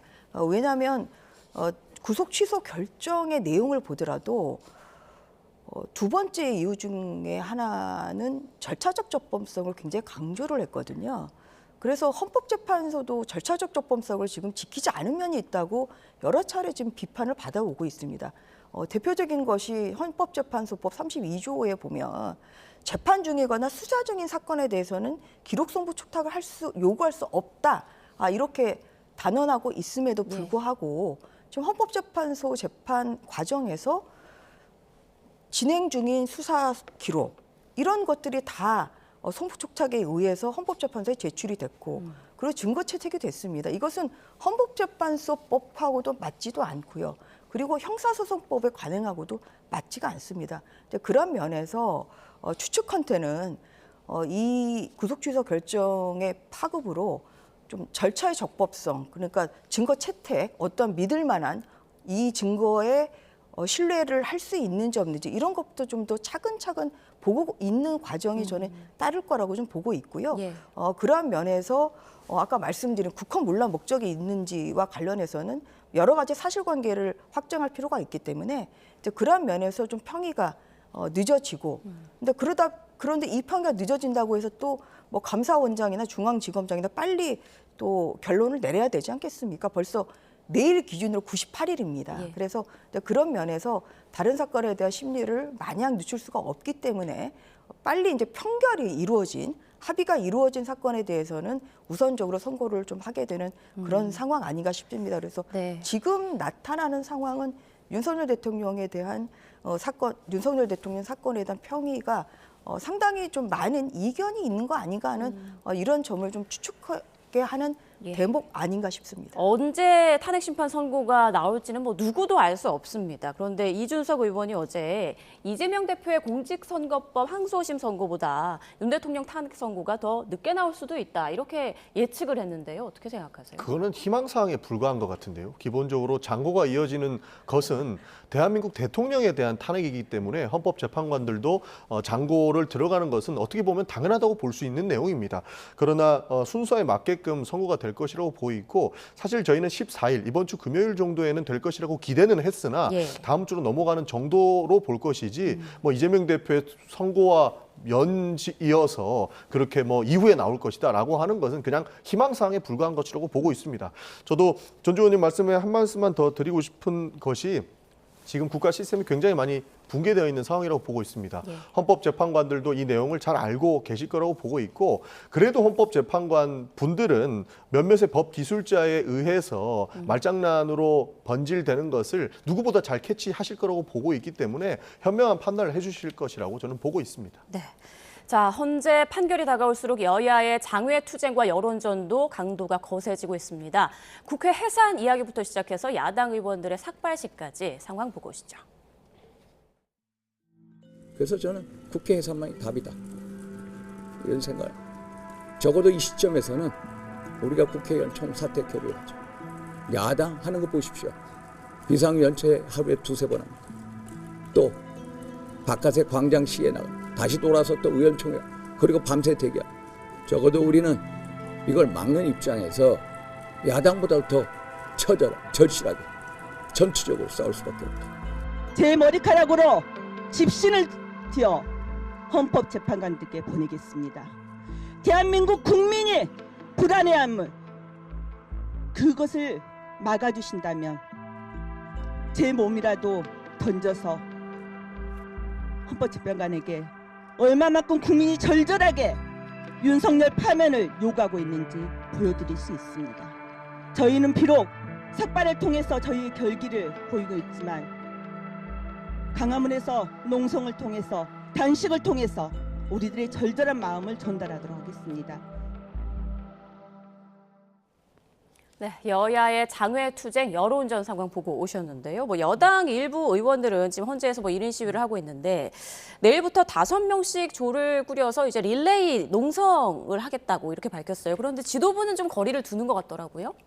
지금 이제 이런 나오는 모습을 보면 국민들이 굉장히 불안하죠. 맞습니다. 굉장히 분열과 갈등이 점점 더 깊어지는 좀 상황이고, 근데 그렇다고 해서 또 헌법재판소가 평일을 대충 할 수는 좀 없는 상황이고, 그래서 이게 지금 길어질수록 어떤 그런 그 결과에 대한 좀 설득이나 또 수용이 될지 사실 그런 부분이 굉장히 걱정이 많이 됩니다. 그리고 헌법재판소 앞에도 탄핵을 지지하는 분이 있고 또 탄핵을 반대하는 그런 분들이 또 뭐 6탄전까지 벌어지는 그런 사례까지 있었기 때문에 이런 때일수록 저는 여야가 차분하게 선고를 기다리는 것이 좋다고 봅니다. 예. 지금 현재 필요한 것은 어떤 투쟁보다는 오히려 국민들이 덜 불안하시게 그렇게 차분히 기다리는 모습이 저는 좋다고 생각합니다. 그런 면에서 어제 국민의힘 의원총회에서는 뭐 여러 가지 아이디어가 나왔습니다만 지도부 차원에서는 차분히 기다리자. 이제 이것이 좀 당론으로 된 것으로 알고 있고, 다만 이제 개별 의원들의 행동까지는 뭐 일일이 그것은 이제 자유에 맡긴 이런 상황이 됐고요. 이제 반대로 이제 민주당 같은 경우는 좀 전체적으로 뭔가 좀 모이고 또 어떤 그런 그 규탄을 하고 좀 그런 분위기가 되고 있기 때문에 좀 그러한 면에서 좀 저는 현재로서는 좀 차분히 기다리는 것이 좋다고 생각합니다. 그리고 어제 나온 여론조사 결과를 보더라도 지금 55대 43, 그러니까 탄핵 찬성을 하는 여론이 55%인가 하면 반대하는 여론이 43%, 12%밖에 차이가 나지 않습니다. 좀 이런 상황에서 어떤 그런 압도적인 지금 여론 형성이 되고 있지 않기 때문에 이제 그런 상황을 직시하더라도 어떤 마지막이라고 어떤 지지층을 좀 규합을 하다 보면 결국은 중도층이 또 이탈할 수도 있고 또 여러 가지 그런 불상사가 생길 수 있기 때문에 현재는 저는 정치권의 자제와 그리고 또 차분히 기다리는 모습이 필요하다. 네. 그렇게 생각합니다. 그리고 이제 말씀하신 여론조사는 중앙선거 여론조사 심의위원회에서 자세한 내용 보실 수 있겠고요. 차분하게 상황을 봐야 한다. 민주당은 너무 당 차원에서 움직이는 거 아니냐 이런 말씀하셨어요. 뭐 충분히 그런 비판하실 수 있을 것 같습니다. 그리고 저희도 충분히 헌법재판소에서 인용 판결을 할 것이다라고 생각을 하고 있기 때문에 차분히 기다리자라고 하는 의견들이 사실 주였습니다. 예. 그러나 많은 변수들이 생겼죠. 구속 취소가 될 줄 알았겠습니까? 그리고 그 권위 있는 기관이 검찰에서 항고까지 포기할 줄 알았겠습니까? 이런 비정상적인 이런 상황 속에서 저희가 가만히 있으면 안 되겠다라고 하는 것들은 많은 국민들께서 말씀을 주시는 부분이기 때문에 그러면 저희도 끝까지 우리의 의견을 이야기하자라고 하는 측면에서 이렇게 광장으로 나오고 국회에서도 비상의원총회를 지속적으로 이루고 있는 것이거든요. 그러나 저희는 당연히 차분히 검찰에서의 뭐 어떠한 노력에도 불구하고 헌법재판소에서는 올바른 판단을 해줄 것이라고 믿고 있고 대한민국 사법 시스템의 최후의 보루인 헌법재판소에서 현명한 결정을 해주실 거라고 보고 있기 때문에 저희의 의견을 여러 단위에서 말씀을 드리고 있지만 차분히 그 인용 결정을 기다리고 있다라는 부분은 변하지 않는 것 같습니다. 네, 마지막으로 이 질문 추가로 좀 여쭤볼게요. 오늘 이재명 대표가 김경수 전 지사 등 비명계 의원들과 광화문에서 국난 극복 시국 간담회를 연다고 하더라고요. 네. 분위기는 좀 어떻게 예상하세요?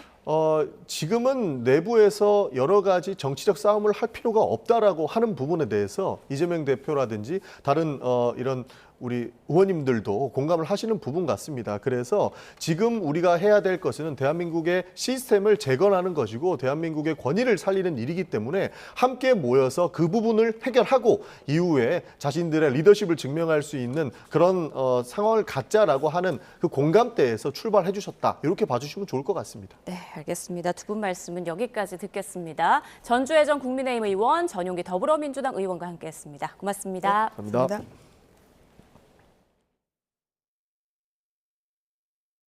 5, 4, 3, 2, 1. Ignition. Liftoff of the Falcon 9. Go SpaceX, go Spirit, go...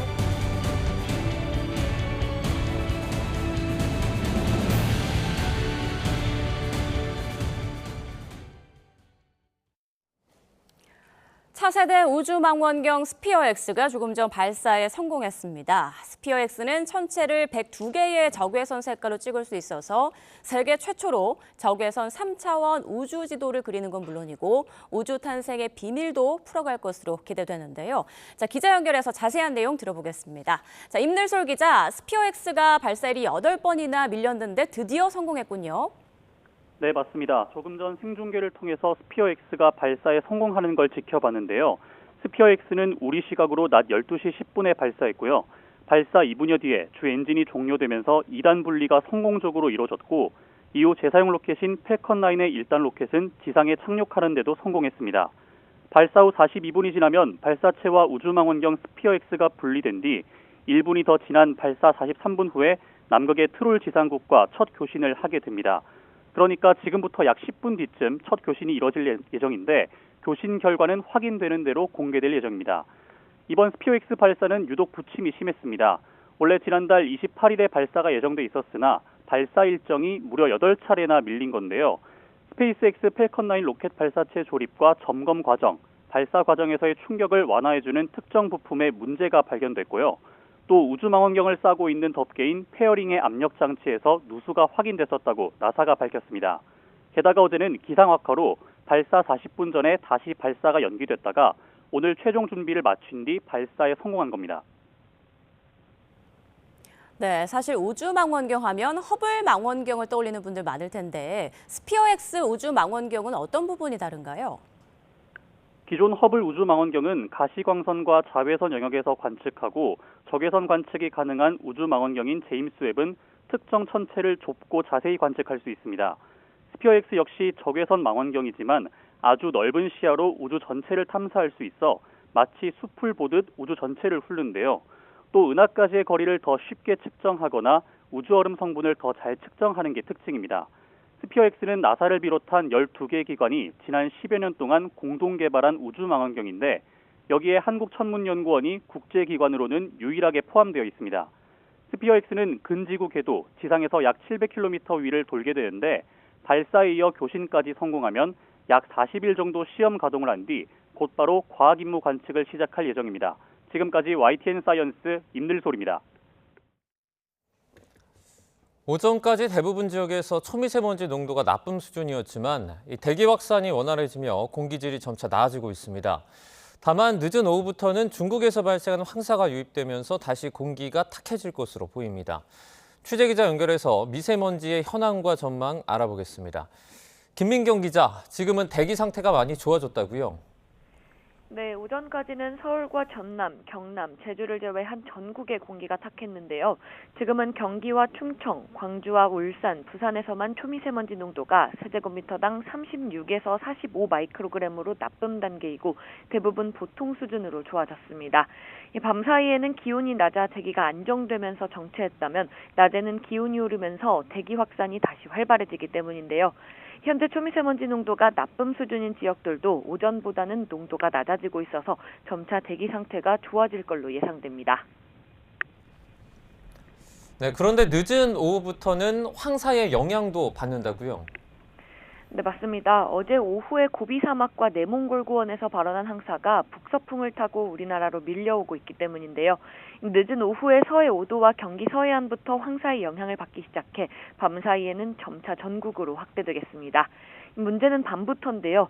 오늘 오후에는 만주와 바레만 부근에서도 또 한 차례 황사가 추가 발원할 걸로 예측됐기 때문입니다. 앞서 발원한 고비 사막과 내몽골 구원의 황사보다 만주 부근의 황사가 더 짙을 걸로 보여 오늘 밤보다는 내일 새벽에 대기질이 더 악화할 걸로 보입니다. 설상가상으로 밤 사이에는 황사와 함께 스모그도 유입될 걸로 예상됐는데요. 입자가 작은 스모그와 상대적으로 큰 황사의 영향을 동시에 받으면서 내일 새벽부터 오전에는 미세먼지와 초미세먼지 농도 모두 나쁨에서 심하면 매우 나쁨까지도 치솟을 가능성이 있습니다. 스모그는 내일 오전 중에 빠져나가겠지만 황사의 영향은 모레까지 이어질 전망인데요. 당분간 전국적으로 공기가 탁할 걸로 보이는 만큼 외출할 때는 KF80 이상 보건용 마스크를 착용하고 장기간 야외 활동은 자제하는 게 좋겠습니다. 지금까지 과학기상부에서 YTN 김민경입니다. 윤석열 대통령 탄핵 심판에는 국정원 수뇌부가 증인으로 출석했습니다. 탄핵 심판 쟁점을 짚어보는 보도, 마지막으로 정치인 체포 지시 의혹을 둘러싼 공방을 다뤄보겠습니다. 김영수 기자입니다. 주요 정치인에 대한 체포 지시 의혹은 탄핵 심판 쟁점 가운데 폭발력이 가장 컸습니다. 체포 명단을 적은 메모가 공개됐고 윤석열 대통령으로부터 싹 다 잡아들이라고 지시받았다는 증언이 있었기 때문입니다. 그럼 이 사람들을 체포해서 방첩사 구금시설에 감금한 다음에 조사한다는 향후의 계획을 듣고 그거 어떻게 합니까? 수십 년 요원으로 근무한 국정원 2인자의 증언은 수장의 반박으로 논란의 중심에 섰습니다. 홍장원 차장의 그 메모 그리고 홍장원 차장의 증언에 대해서 증언의 신뢰성에 대해서 저는 강한 의문을 가집니다. 한때 국정원을 함께 이끌던 1, 2인자가 대통령 탄핵 심판에서 서로를 겨누는 가운데 이례적으로 내부 CCTV가 공개되며 장외 여론전이 확산했고 홍 전 차장은 증인신문 16일 만에 탄핵 심판에 다시 출석했습니다. 보좌관한테 정설한물 스키 천만다행이라고 생각합니다. 만약에 제가 혼자만 가지고 있었고 혼자만 섰다면 누가 제 말을 믿어주겠습니까? 정치인과 특정 법관에 대한 체포는 그 자체로 불법성이 짙지만 체포까지 이어지지 않았던 만큼 헌재 변론에서 실체가 뚜렷하게 확인되지는 않았습니다. 윤 대통령은 정치적인 의도가 담긴 공작이라고 반발 수위를 끌어올렸습니다. 저와 통화한 거를 가지고 대통령의 체포 지시라는 것과 연결을 해서 바로 이 내란과 탄핵의 이 공작을 했다는 게 문제입니다. 체포 명단에 출처로 지목된 여인영 전 방첩사령관은 헌재에서 증언을 사실상 거부했는데 조지호 경찰청장은 홍장원 전 차장과 비슷한 명단을 수사기관에 진술했습니다. YTN 김영수입니다. 윤 대통령 탄핵 심판 선고가 임박한 가운데 폭력 사태나 테러를 막기 위해 헌법재판소 상공을 비행금지 공역으로 지정되는 방안이 추진되고 있습니다. 경찰은 이와 함께 파출소 등에 보관 중인 민간인 소유 총기 출고도 일정 기간 금지할 것으로 보입니다. 박기환 기자입니다. 경찰이 임시 비행금지 공역 지정을 요청한 곳은 서울 종로구 헌법재판소 반경 1.8km 이내 지역입니다. 현재도 관할 당국의 승인을 받아야만 드론을 띄울 수 있는 비행 제한 공역에 속합니다. 여기에 더해 대통령실과 원전 시설에 적용되는 비행 금지 공역으로 통제 수위를 높여서 비행 자체를 막겠다는 뜻입니다. 경찰은 탄핵 심판을 전후로 드론을 활용한 각종 위험에 대비한 조치라고 이유를 밝혔습니다. 그럼에도 이 지역에서 불법 비행을 시도한다면 관련법에 따라 최고 500만 원의 벌금형을 받을 수 있습니다. 경찰은 또 전국 경찰서에서 보관하고 있는 유해 야생동물 포획용 총기의 출고를 금지하는 방안도 추진합니다. 지난 2017년 박근혜 전 대통령 탄핵 선고 당시에도 전국 경찰서에 총기 출고 금지령이 내려진 바 있습니다. 국내에서 민간이 허가를 받고 보유한 총기는 지난해 기준으로 모두 10만 6천여 정에 달합니다. 경찰은 헌법재판관을 겨냥한 위협 등 테러 가능성을 확인하는 동시에 안전 강화 방안 등을 검토하는 것으로 알려졌습니다. YTN 박견입니다. 윤석열 대통령의 탄핵 선고 이래 헌법재판소 주변 학교와 유치원이 휴업에 들어갑니다. 서울시 교육청은 탄핵 선고 당일에 이 헌재 인근 운현유치원과 교동초, 제동초, 덕성여중고 등 11곳의 학생들은 등교하지 않는다고 밝혔습니다. 이 가운데 6곳은 선고 전날에도 휴업을 하고 윤 대통령 관저 근처 한남초등학교도 휴업을 검토하고 있습니다. 앞서 서울시 교육청은 탄핵 찬반 집회로 학생들의 안전이 우려되자 각 학교에 휴업을 권고하고 통학로 안전 조치를 강화했습니다. 윤 대통령 탄핵 심판에 대해서 찬반 의견을 담은 탄원서 등이 헌법재판소에 266만 건이 넘게 접수됐습니다. 헌법재판소는 지난 10일까지 윤 대통령 탄핵 심판을 심리하는 헌재 재판부로 제출이 된 탄원서와 의견서 등 서류가 266만 6천 건에 달한다고 밝혔습니다. 다만 헌재는 관련 서류를 찬성과 반대로 나눠서 집계하진 않은 것으로 확인됐습니다. 5년 전에 숨진 세계적인 축구 스타 디에고 마라도나 사망 의혹과 관련해 당시 의료진에 대한 재판이 시작됐습니다. 아르헨티나 검찰이 마라도나의 사망을 의료진 과실에 따른 살인으로 보고 재판에 넘겼는데 이 선고까지는 수개월이 걸릴 전망입니다. 정유신 기자입니다. 지난 1986년 아르헨티나를 두 번째 월드컵 우승으로 이끌며 축구 전설로 평가받는 디에고 마라도나.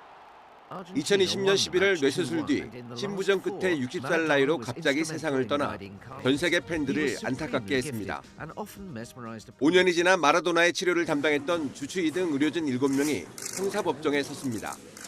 아르헨티나 검찰은 이들을 미필적 고의에 의한 살인 혐의로 재판에 넘겼습니다. 부실한 환경에서 재택 치료를 강권하고 제한적인 조치가 대부분이었다며 의료진에 의한 살인 사건으로 규정했습니다. 마라도나가 숨지기 직전 입에 튜브를 달고 배가 부풀어 오른 사진도 법정에서 공개했습니다. Cualquiera que piense en cualquier familiar de ustedes que lo vean así, tendido en una cama desde hace varios días, les está mintiendo si no les dicen que participaron de un asesinato. 유족의 고소로 수사에 나선 검찰은 마라도나가 위독하다는 징후가 무시됐고 12시간 넘게 고통받았다는 전문가 소견도 확보했습니다. 이에 대해 마라도나 주치의 측은 당시 치료를 모두 가족과 협의했다며 고의가 없다고 주장했습니다. Yo no sé si era evitable o era evitable. Lo que sí te puedo decir es que en ese momento no era previsible un evento cardíaco como el que sufrió y la segunda pericia nos da la razón porque dice que fue un evento agudo. 마라도나의 팬들은 선수 시절 유니폼 번호와 월드컵 트로피 모형을 들고 엄벌을 촉구했습니다. Me lo robaron, loco, me lo sacaron, me lo quitaron, loco. Todos los días lo lloro, loco, todos los días lo fui a ver al cementerio. 채택된 증인만 100명이 넘어 1심 선고까지 5달 이상 걸릴 전망입니다.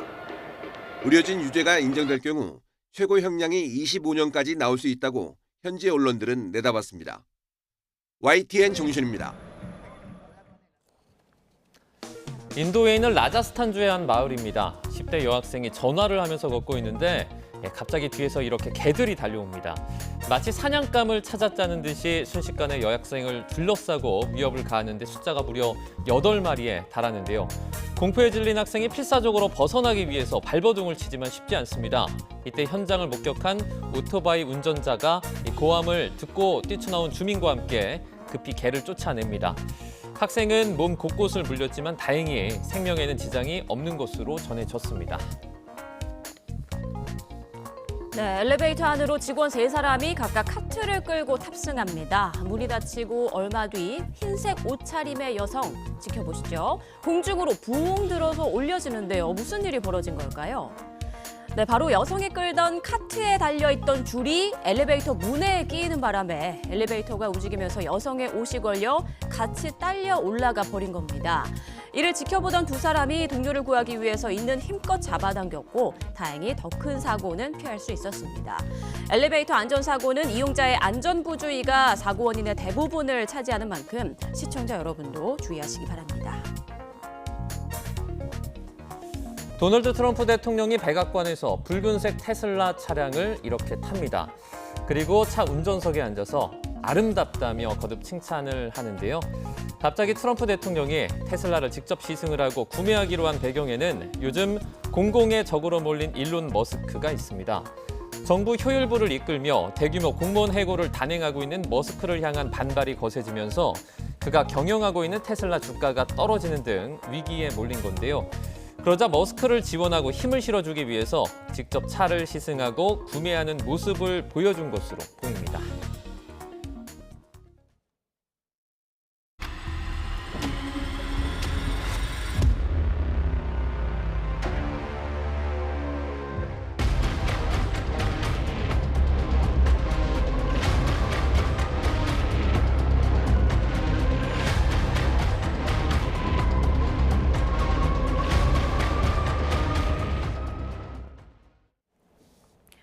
미국이 우리나라를 포함해 세계 각국의 철강 알루미늄에 25% 관세를 부과합니다. 트럼프 미국 대통령의 오락가락한 관세 정책과 경제 침체 우려에 미국 증시가 하락세를 보이고 있는데요.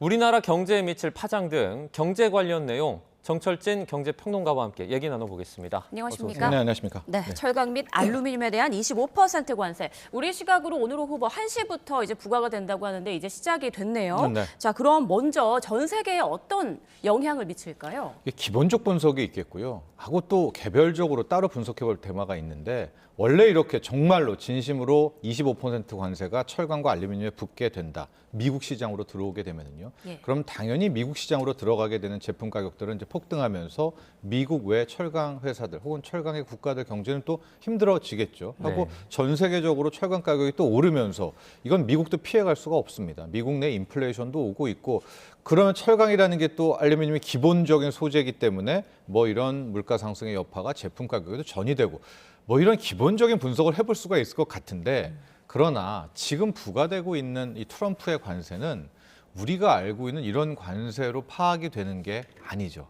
그 속내에는 여러 가지들의 자신의 그런 의지들이 숨어 있고 자기가 노리는 또 다른 노림수가 있습니다. 그리고 당장 일주일 뒤에 이걸 또 풀어줄지도 몰라요. 그러니까 이 모든 것을 불확실성으로 밀어넣기 때문에 이런 불확실성이 우리가 가장 두려워하는 부분인데 이런 점을 생각해 볼 수 있을 것 같아요. 우리한테 더 중요한 건 그럼 K철강은 어떻게 되는 건가라는 것 아니겠습니까? 이게 가장 중요할 것이고 이제 우리 제품, 우리 철강, 알루미늄도 미국으로 들어갈 때는 25%의 가격이 더 오른 채로 들어가게 되니까 당연히 미국 내 경쟁력은 약화될 겁니다. 그러면 이제 힘들어질 거다라는 생각을 하겠지만 이게 잘 보면 우리가 미국 내에서 점유율은 한 10%가 채 안 되거든요. 캐나다, 멕시코를 들어오는 철강이 실은 이번에 타깃이 되는 거예요. 그러니까 오히려 캐나다, 멕시코 철강이 무너지면 그 빈틈을 우리가 비집고 들어갈 수가 있겠고 또 근본적으로 철강, 알루미늄을 때리는 이유는 중국의 철강을 때리려는 거거든요. 그럼 이제 상대적으로 왜냐하면 그게 캐나다, 멕시코 우회해서 들어가니까 우리에게는 그리 나쁘지 않을 수도 있지 않나는 생각도 가능하고 더욱 중요한 건 그럼 미국 내 철강 회사가 엄청난 반사 이익을 얻어야 되잖아요. 수입품들에 다 매겨지니까. 근데 지금 미국 내 철강은 워낙 경쟁력이 없어가지고 이번 기회에 오히려 뭐 인건비 올려주고 가격 제품 올린다고 해가지고 우리가 25% 관세를 맞고 들어가도 뭐 그리 미국 철강보다 우리가 뭐 덜 열악해지질 않습니다. 그래서 가장 똑똑한 게 주식시장이잖아요. 이 이슈가 있음에도 불구하고 국내 철강주는 오히려 그 전에 급락했지 최근에 한 1, 2주 동안에는 또 급반등을 하고 있는 그런 역설적인 상황이 나오고 있습니다. 네. 우리나라 제품이 트럼프 2기 행정부 들어서 이제 처음으로 관세 영향을 받는 거지 않습니까?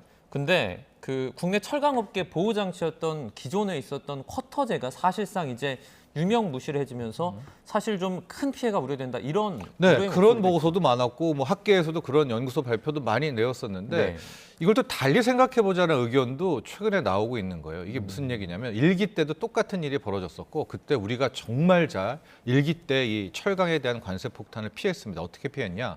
우리 스스로 263만 톤이라는 쿼터를 제시해요. 그래서 우리는 딱 여기까지 수출을 일단 할게. 여기에 대해서는 관세를 매겨주지 말아달라 하고 그 이상을 우리 K철강에 수출하면 이 부분에 대해서만 매겨라. 그러니까 763만 톤만큼은 우리 스스로 무관세, 비관세를 유지하게 되면서 뭐 트럼프 1기 때 잘했던 협상 사례에 이제 꼽혀요. 근데 이번에 트럼프 대통령이 K철강, 한국에 줬던 이런 쿼터 방식도 다 이거 옛날 거 다 아웃이다.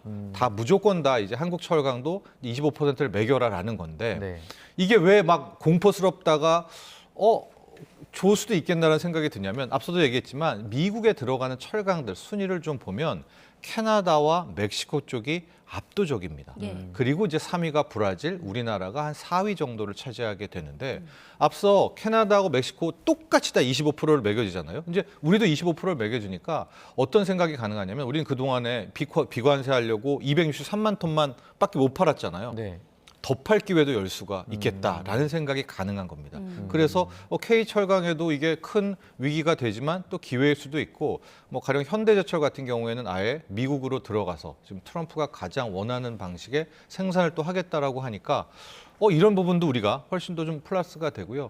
지금 미국은 저탄소 철강으로 가려고 하고 있거든요. 조금 어려운데 우리가 뭐 흔히 말하는 일반적인 철강 생산 방식이 있고 요즘에 이제 전기로 방식이 있어요. 고로 방식과 전기로 방식. 네. 근데 우리는 전기로 방식을 가능한데 이 대부분은 고로 방식에 첨착돼 있거든요. 근데 이제 세계도 저탄소 철강으로 가게 되면서 K 철강에 또 나름 강점도 있다라고 해서 이게 우리만 맞았으면 큰 문제가 아닌데 오히려 미국 내에서 더 우월했던 캐나다 철강, 멕시코 철강도 함께 다 맞게 되니까 쿼터 풀리는 걸 오히려 또 기회로 삼아보자 이런 의지도 함께 표명하고 있습니다. 아, 그렇군요.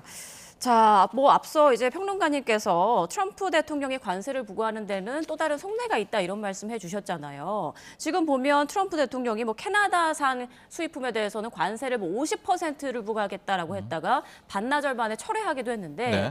이처럼 좀 오락가락 관세 정책을 펼치는 이유, 그 속내는 좀 뭐라고 보세요? 이번에는 이제 풀고 싶지 않았던 것 같아요. 이제 보면은 원래는 25% 올 철강 알루미늄 하게 되는데 지금 캐나다는 강력 반발을 하고 있고요. 특히 캐나다 온타리오가 뭐 전기에 대한 것들 25% 할증으로 이제 보복하겠다라고 하니까 눈에 가시죠. 그래서 25%를 더 하겠다. 그러니까 캐나다 철강에 대해서는 50%를 때리겠다. 만약 이게 시행됐으면은 오늘 국내 철강주들 아마 지금도 한 3, 4% 오르고 있는데 급등했을 겁니다, 아마. 그랬는데 아마 백악관에서 부랴부랴 캐나다한테 그러면 안 되지 않느냐라고 해서 마지막 딜을 해서 일단 25%만 매기는 55%는 아니게 됐는데 끝까지 트럼프 대통령은 좀 수긍하지 못하는 그런 모습도 좀 함께 보였었습니다. 이제 관세라는 것이 여러 가지 의미가 있는데요. 지금 캐나다와 멕시코에게 부과하는 이 관세는 겉으로는 펜타닐에 대한 부분들, 불법 이민도 있지만 중국 자본에 대한 이제 칼끝을 겨눴다 이렇게도 보면 될 것 같아요. 최근에 뭐 최근도 아니죠. 캐나다 같은 경우에는 중국의 이민도 많아졌고요. 중국인 자체도 많아졌고 중국인들이 들어오면서 이 차이나머니라고 하죠. 중국 자본이 함께 다 들어왔습니다. 그래서 중국이 어떤 전략을 하냐면 하도 중국을 때리니까 캐나다와 멕시코에 이 차이나머니가 들어가서 지금 캐나다, 멕시코는 미국에 무관세로 들어가잖아요. 네. 자기네가 무관세 혜택을 노리는. 그러니까 이걸 트럼프는 알고 있죠. 그래서 제일 먼저 왜 혈맹과 동맹이 캐나다, 멕시코를 때리느냐? 중국 때리는 겁니다. 파나마 운하도 웬만한 좋은 것들을 다 중국 자본이 갖고 있으니까 그거 다 뺏어가지고 이제 미국 블랙록이 사고 이런 것들을 보게 되면 그 관세라는 것도 관세 자체 돈 벌어가지고 미국에 예산 늘린다라는 것 이상의 어떤 많은 것들이 함유돼 있다 이렇게 볼 수 있겠습니다. 관세 전쟁이 이제 시작인 것 같아서 조금 더 우려가 되는데 이 트럼프 대통령이 이제 4월 2일에 상호 관세를 또 시작하지 않습니까? 네. 그러면 그 실제로 그 지난 4일에 있었던 상하원 합동 연설에서 우리나라가 지금 시행하고 있는 관세가 미국보다 뭐 4배가 높다 이런 얘기를 하기도 했는데 이건 사실관계는 어떻습니까? 네, 그 팩트는 틀린 것 같고요. 그럼 네. 4%란 말은 왜 나왔느냐 보면 이제 아마 미국 통계에서 최애국 세율을 주장하는 거에 있어서 상대적으로 미국이 한 4% 정도를 더 4배 정도를 더 그러니까 하고 있다라고 해요. 그러니까 우리나라는 FTA이기 때문에 원래 양국이 다 거의 90 몇 프로 이상이 다 비관세니까 그건 잘못된 발언이고 아마 거기에 나온 통계를 우리 한국에다 그냥 전용하면서 뭐 임기응변적으로 이야기한 것이 아닌가라고 볼 수가 있겠고요.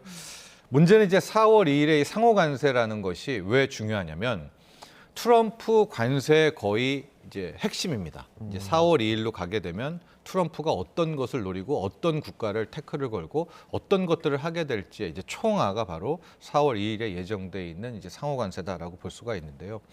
아마 우리에게는 이제 우리 한미 FTA니까 서로 비관세니까 없죠. 네. 상호 관세라고 말하는데 그런데 그렇게 쉽지는 않을 것 같습니다. 오히려 비관세 장벽을 통해서 자기네 생각에 미국 생각에 좀 불리하다라고 생각하는 것 부분들을 끌어내려 가지고 그걸 고치라고 할 텐데 대표적인 게 환율 같은 경우에 아니 한국은 너무나 우리가 뭐 워낙 약세하고 싶어서 한 건 아닌데 왜 이렇게 원화 약세를 해가지고 가격 경쟁력이 높여 이런 것들을 한국은 왜 전기료가 좀 싸지 이런 이제 여러 가지 태클 잡을 것들을 함께 나오면서 그 대가로 관세 얼마 이렇게도 펼칠 수가 있기 때문에 결과적으로 우리가 4월 2일 이제 상호 관세까지는 좀 긴장감 있게 과연 우리나라에 대해서는 트럼프가 어떤 관세 정책을 필까 이제 이런 이제 긴장을 해야 되는데 다만 지금까지 행보를 좀 보면 트럼프 대통령이 우리나라를 안 건드리잖아요.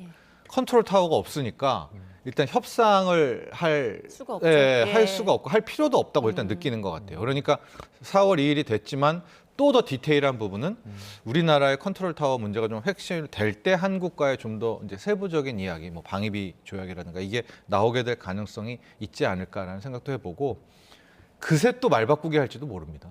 그러니까 이게 우리가 이렇다라고 지금 얘기할 뿐이지 내일 또 무슨 말을 할지는 모르거든요. 네. 이제 그런 긴장감 속에서 살아간다 이렇게 볼 수 있죠. 네, 그럼 트럼프의 관세 정책에 우리나라는 어떻게 대처하고 어떤 대비책을 세워야 한다고 보세요?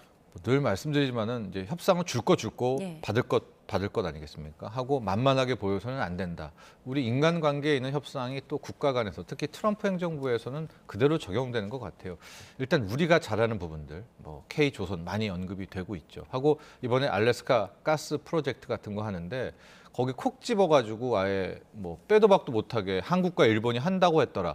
엄밀히 말하면 우리 산업자원부가 한다고 한 게 아니라 이번에 그 안덕근 장관이 가서 그 부분에 대해서 논의할 카테고리를 만들어 놓은 거거든요. 근데 그거를 덥석 하겠다라고 한 거. 왜 그러겠습니까? 그 추운 뭐 영하 40도 이상의 뭐 거기에 가스관을 할 수 있는 기술력이 우리밖에 없어요. 그러니까 우리가 줄 것, 우리의 필요성이 분명히 있습니다. 하지만 우리도 또 굉장히 좀 당할 부분이 많이 있지 않겠습니까? 그러니까 일단 딜을 할 때 우리가 잘하는 것들, 우리가 반드시 지켜야 될 부분들을 좀 나눈 다음에 이제 상호간에 맞춰서 이제 기싸움을 좀 해야 되지 않을까 보여집니다. 트럼프 2기 행정부 들어와서 이제 뭐 최근에 미국 증시가 많이 좀 빠지지 않았습니까? 네. 어느 정도로 빠졌습니까?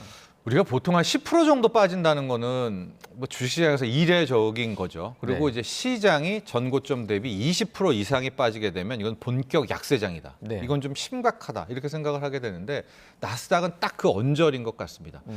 고점 대비 한 16에서 17%. 그러니까 여기에서 조금 더 나스닥이 무너진다거나 급락하게 되면 기술적으로 약세장. 이거는 뭐 일희일비하는 주가가 원래 오르고 내리고 하는데 아니네. 이제 본격 약세로 갈 수 있는 그 턱 밑까지 떨어졌다라고 볼 수가 있겠고요. 네. 지금 이 주식에 그대로 나오는 것이 미국 내에서도 이게 경기 침체가 올 것 같아? 아니 안 올 것 같아. 이제 이런 논란이 되고 있을 만한 딱 그 언저리까지 시장은 많이 빠졌다. 이렇게 볼 수 있겠습니다. 그 기술 기업 7곳의 하락세가 두드러졌다고 하는데 그 이유는 뭔가요? 그게 이제 당연하죠. 왜냐하면 이제 기술주라는 것이 성장성이잖아요. 성장성은 결국 꿈을 먹고 자라는 판타지잖아요. 그러니까 실적은 오히려 막 우리가 조선 이런 배, 뭐 자동차 이런 게 더 크지만 이런 거는 우리가 알고는 꿈과 환상이 없지 않습니까? 근데 기술주라는 거는 AI 가지고 뭘 할지 모르고 로봇으로 뭐 어떻게 될지 모르고 뭐 테슬라 그 뭐 자율주행으로 어떤 세상이 열릴지 모르고 이제 이런 꿈과 성장성인데 지금 이슈가 트럼프발 경기 침체 아니겠습니까? 경기가 나빠진다. 그럼 유동성이 줄잖아요. 소비자 지갑이 닫혀지고 그럼 당연히 그동안 꿈과 희망을 먹고 자랐던 뭐 매그니피선트 세븐 같은 기술주들이 가장 먼저 여기에 좀 타격을 받았다라고 볼 수 있고 그 반대로는 또 이들이 가장 많이 또 거품의 영역까지 올랐던 그런 점도 함께 생각해 볼 수 있겠습니다. 네. 미국 증시가 떨어져서 그 영향을 받았을 수도 있겠지만 트럼프 취임식에 참석을 했던 세계 부자들의 어떤 자산도 크게 감소를 했다면서요. 네, 이제 평가액이 감소를 한 거죠. 이분들이 네. 주식을 판 건 아니니까.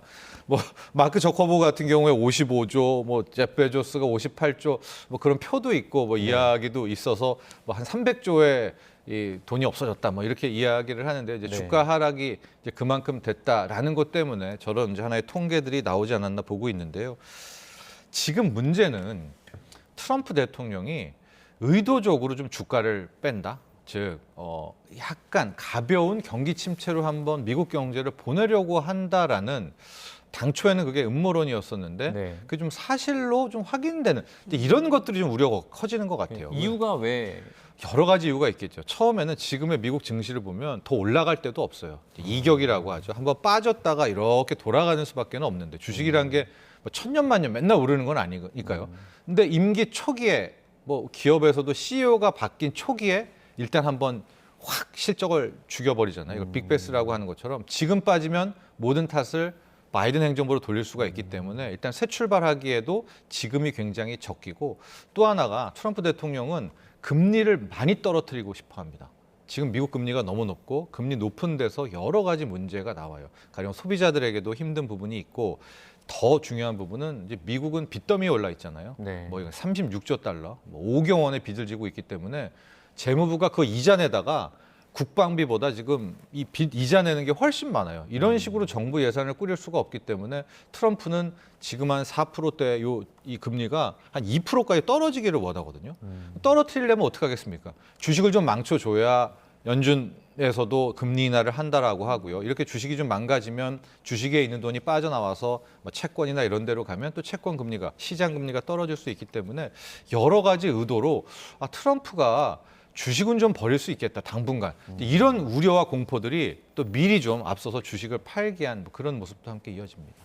테슬라 주가 얘기 좀 해볼게요. 일론 머스크 최고 경영자 때문이다 이런 말이 나오고 있는데 그 원인 그리고 앞으로는 좀 어떻게 예상하세요? 일론 머스크 때문이나든 또 바꿔 말하면 트럼프 때문이나겠죠. 11월 5일, 6일 작년에 트럼프 당선과 함께 무섭도록 올랐습니다. 당시 한 240달러였던 테슬라의 주가 470, 480 뭐 그 이상까지도 솟구치는 자고 일어나면 주가였었는데 지금 주가는 7주 연속 급락. 어제는 좀 반등을 했던데요. 오히려 작년 11월 5일 때보다도 더 떨어진 그런 상황까지 왔습니다. 왜 그렇게 장 초반에 집권 초반과 함께 당선과 함께 폭등했던 것이 이렇게 또 폭락을 하게 됐는가? 말씀하셨듯이 이게 일론 머스크에 대한 미움 증오인데요. 뭐 그동안에 뭐 나치 경례도 하고 또 지금 어마어마한 미국에서는 학살 이런 표현도 쓰고 있는데 나치의 수장이 되면서 여차하는 연방 공무원을 지금 뭐 무조건 구조조정을 하고 있지 않습니까? 그러니까 사람짜리는 인력 구조조정에는 항상 그런 미움이 수반되고 있고요. 근데 그게 또 누구에 대한 미움이겠습니까? 이제 트럼프에 대해서 좀 싫어하고 이런 소비자들과 미움이 그대로 한 몸 같은 일론 머스크에게 투영이 되면서 이제 함께 유럽에서는 특히 테슬라라는 차 자체가 아주 판매량이 폭감을 하고 있고 지금 테슬라라는 주가를 끌어올린 것도 실은 전기차 때문은 아니었습니다. 자율주행으로 왜냐면 본인이 이 규제 철폐를 하는 나치의 수장이니까 이거 빨리 자율규제 풀어주겠네. 우주항공 규제도 풀어주겠네. 뭐 이런 식으로 그런 기대감이 쭉 갔는데 그거 역시 좀 쉽지 않겠네. 또 경기 침체가 오면 다 뭐 웬만한 사람들이 지갑을 닫지 않습니까? 그러니까 그런 기대와 판타지를 한 몸에 받았다가 오히려 야 저렇게 행동하면 안 되지. 또 내각 내에서도 일론 머스크에 대한 반감이 좀 커지면서 이 회사 자체라기보다는 그런 정성적인 요인이 주가를 많이 떨어뜨렸다라고 볼 수가 있을 텐데요. 그러면 향후 어떻게 되느냐? 반대로 생각하시면 되겠죠. 트럼프가 다시 또 국민들의 열폭적인 지지를 받고 길을 살려주면 마찬가지도 받게 되지 않을까. 이거 역시도 정성적으로 좀 풀어가야 되겠습니다. 네, 알겠습니다. 경제 이슈 살펴봤습니다. 정천진 경제평론가와 함께했습니다. 고맙습니다.